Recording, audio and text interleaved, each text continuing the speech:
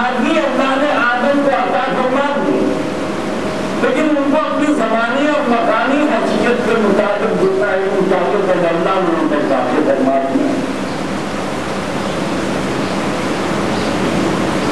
تو جب یہ مان لیا گیا اور یہ حقیقت ہے، اس کے ماننے میں ہی ہماری بقا ہے اور ہماری بھلائی ہے کہ اللہ کی بنائے ہوئی تمام اشیاء، تمام چیزیں جس کام کے لیے ہیں ان کے لیے جیسی شکل چاہیے، جیسی عقل چاہیے، جیسا عمل چاہیے، وہ اللہ نے سب کچھ پر قانون دے کر اقدار کی بنا ہے۔ تو جب ہر چیز مکمل ہے تو یہ انسان نامکمل کیسے ہے؟ جب انسان مکمل ہے، یقیناً مکمل ہے کہ آج تک دنیا کے سارے مزید صناع، کاریگر، سائنسدان، بڑی سے بڑی ایجادات کرنے والے اور یہ ذہنی لوگ، تمام ایجادات کا انحصار جو ہے وہ خدا کی بنائی ہوئی مادی اشیاء پر ہے۔ ان کے اندر جو منفعتیں، جو فوائد، جو جواہر، جو خواص اللہ نے رکھ دیے، انسان اپنی تحقیق اور جستجو، تجربے اور مشاہدے سے ان کو معلوم کر کے ان کے مطابق پیدا نہیں کرتا، ان کو کوئی ایٹم آپ نے معلوم کیا، اشیاء کی خواص معلوم کیے، پھر تو بنانے والے روز اول رکھ دیے وسخر لکم ما فی السماوات وما فی الارض جمیعا۔ اے انسانوں، آدم زادو، مجھ اللہ نے اس کائنات میں جو کچھ بنایا ہے سب کچھ کو اپنے علم، اپنے کمال خلاقی سے ان کو تمہارے لیے مطابق بنا دیا، ان میں منفعتیں رکھ دی۔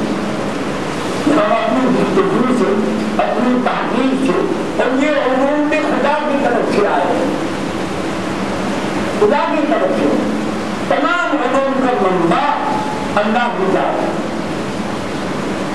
سائنس کو یہ مت سمجھیں کہ یہ کسی انسان کا بنا کیا ہوا نظام علم ہے، کہ کائنات کا سارا نظام کون چلا رہا ہے؟ یہ اتنی بڑی زمین، اتنا بڑا سورج بغیر کسی جگہ اٹکائے کو خلا میں پڑا ہے، کیسے؟ کون ہے وہ جو جانتا ہے کہ کیسی کیسی کششیں بنا کر ان میں توازن اور عدل رکھ کر ان کو ایک دوسرے کے ساتھ مضبوط کر کے چلانا۔ آپ کو معلوم ہے کہ آکسیجن اور ہائیڈروجن سے پانی بنتا ہے تو بنا لیجیے، بنا کیوں نہیں، پریشان کیوں؟ بجلی خدا کے دیے ہوئے ذرائع کو استعمال مت کیجیے، ہوا کو، کوئلے کو، پانی کو، دیگر ایندھنوں کو بنا دیجیے۔ معلوم تو تم کو ہوتا ہے کہ یہ کرنٹ کیسے پیدا ہوتا ہے، تو کرو پیدا نہیں کر سکتے، کر سکتے ہوتے تو کر دے۔ اس کے مطلب یہ نہیں کہ ہمارے ملک میں اس کے مسائل نہیں، جھوٹ بول کر بتنا ان کو قوم، ملک کا مفاد قطعاً حاصل نہیں۔ میں اس پر حلف دیتا ہوں، لا الہ الا اللہ محمد رسول اللہ، ان کو قطعاً قوم اور ملک کا کوئی مفاد نہیں چاہیے۔ یہ ہوسدار، آوارہ نژاد، اقتدار پرست، وجاہت پرست، دنیا پرست، غیر اللہ کے مطیع فرمانبردار، ان کو اپنے اقتدار کے سوا کسی چیز سے، کسی قوم سے، کسی فرد سے کوئی ہمدردی نہیں۔ اللہ بھوکا پیدا کر رہا ہے، پیاسا پیدا کر رہا ہے، پیٹ لگا کر پھینک رہا ہے، منہ دے کر پھینک رہا ہے، منہ تک اشیاء پہنچانے والا ہاتھ دے کر پھینک رہا ہے۔ کیا خدا جو پیٹ، بھوک، ہاتھ اور منہ لگا کر پھینکتا ہے اس ہاتھ میں نوالا نہیں دے سکتا، اس منہ تک پہنچانے کو یہ ٹکڑا مہیا نہیں کر سکتا؟ تو تم بھوکے پیدا کیے جا رہا ہے، قطعاً ایسی بات نہیں۔ اللہ جہاں عبث کام کا تصور بھی کفر، اللہ نے ایک نظام دیا، ایک سسٹم دیا۔ خدا کہتا ہے میں رب الناس ہوں، رب المسلمین نہیں ہوں، تو کیا اس کی کائنات کے تمام وسائل صرف مسلمان استعمال کر رہے ہیں. کچھ بات ہوا ہے, زمین ہے, روشنیاں ہیں, دن رات ہے, زمین کی تمام نعمتیں ہیں, زمین کے پیڑ کی تمام نعمتیں ہیں. کافر مسلمان چاہے استعمال کرے اس کا نظام موجود ہے. اللہ نے زندگی بخشی ہے تو اس زندگی کے اظہار کا بھی ایک قانون ہے. روح اور جسم کا ملاپ ہے. روح اور جسم کو کیسے ملایا ہے؟ آپ پانی ہوا اور مٹی کو جمع کر کے ٹکڑا بناتے ہیں اور اس ٹکڑے کو پہلے مادہ توحید کی شکل دی, پھر مادہ توحید سے خون کے مٹی کی شکل دی, اس مٹی سے پاک چیز سے پاک بنا تو اتنی زبردست طاقت رکھتا ہے کہ زمین سے فصلیں کھانے پینے کی نعمتیں لگا کر دیتا ہے تو ان کی تقسیم کا ایک نظام بھی دیتا ہے تاکہ ہر ہاتھ اپنے منہ تک آسانی سے ملانا پہنچا سکے, پاک صاف پانی پہنچا سکے, اس کی نعمتوں سے استفادہ کر سکے, اس کی بنائی ہوئی چیزوں کو لکشا عدل انصاف دکھا ہر ضرورت مند کی ضرورت پوری ہو سکے. ورنہ خدا کا رب العالمین ہونے کا دعویٰ معاذ اللہ غلط ہو جائے گا. یہ ہو نہیں سکتا.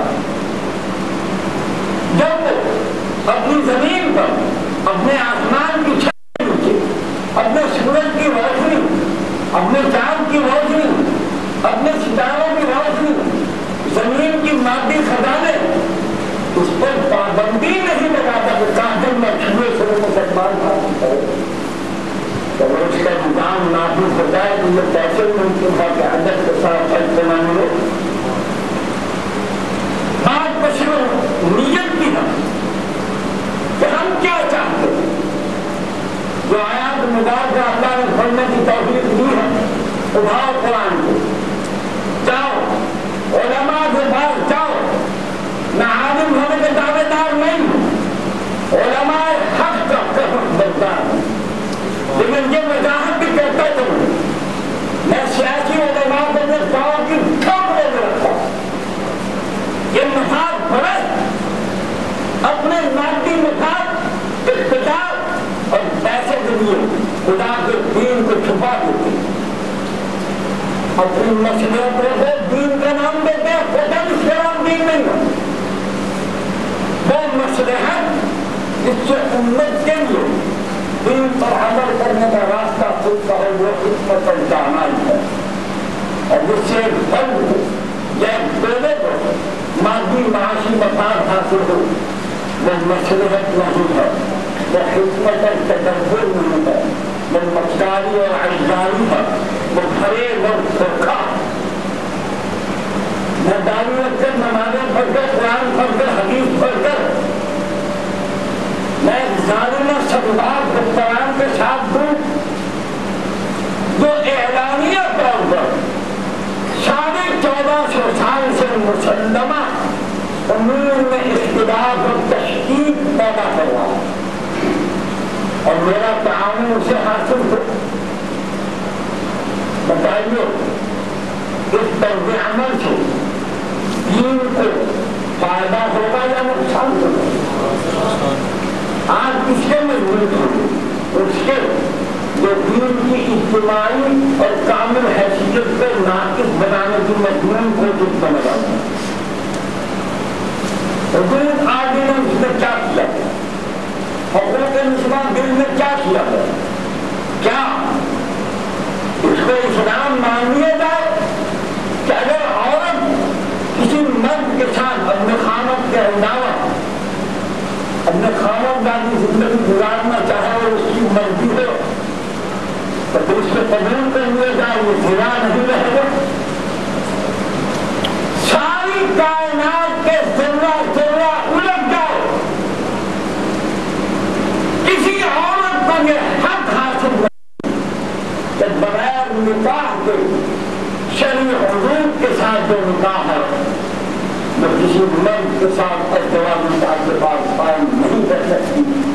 کرے گی تو وہ زنا ہوگا زنا ہوگا تو اللہ اس کے رسول کے نزدیک یہ جرم ہوگا، معاشرتی بھی، سماجی بھی، اخلاقی بھی، کہ خدا کے قانون کی بغاوت ہوگی، اور اس کی سزا وہی ہے جو اللہ نے قرآن میں نازل کر دی ہے، اور جو محمد کریم علیہ السلام نے من اللہ کے حکم اور عین منشا کے مطابق جیسا اس کو نافذ کیا ویسا ہی نفاذ قیامت تک رہے گا انشاءاللہ۔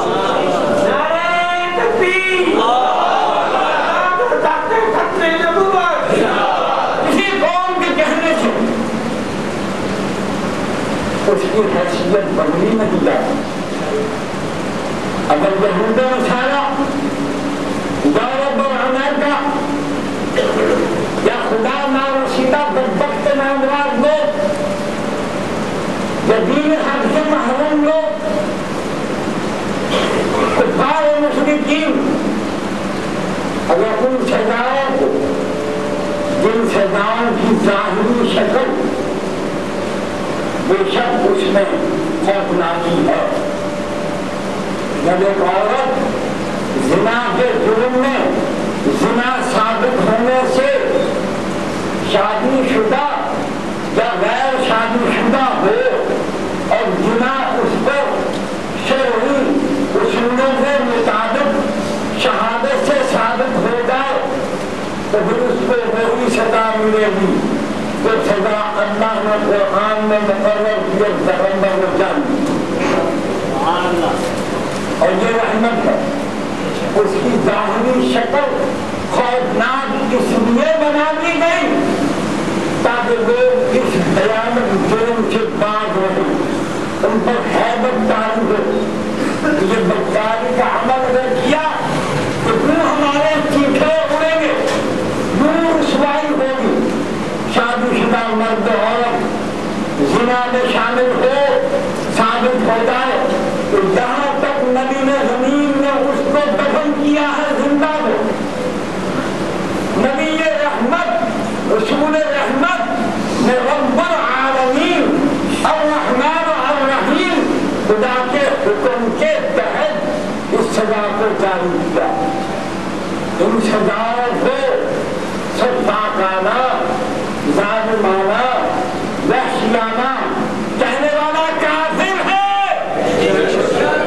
مسلمان نہیں رہ سکتا۔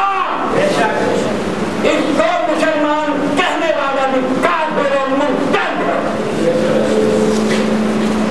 خدا کا قانون ازلی ہے، ابدی ہے، دائمی ہے۔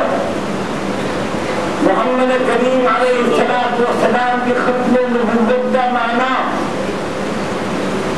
صرف آپ کے اس منصب جمیلہ کے تحقیق کے معنی میں نہیں ہے۔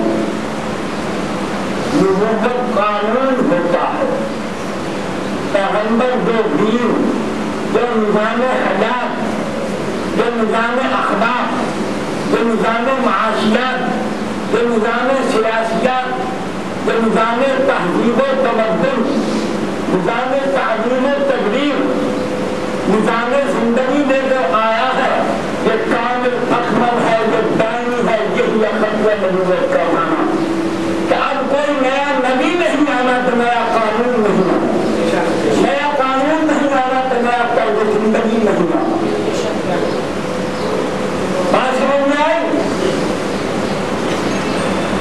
تو جو آیات مبارکہ اللہ نے پڑھنے کی توفیق دی، عالم سے پوچھو جو علم دین کے لیے زندہ رہتا ہے، جس کی زندگی علم دین کے حاصل کرنے، اس کو پڑھنے پڑھانے، اس کو عمل کرنے کرانے میں گزری، اور جس کی عملی زندگی اس دین کے یہ ہوئے نظام کے مطابق ہے، اس سے پوچھو کہ اس دین حق کے لیے جینا، دین حق کے لیے مرنا، اپنی ساری زندگی کی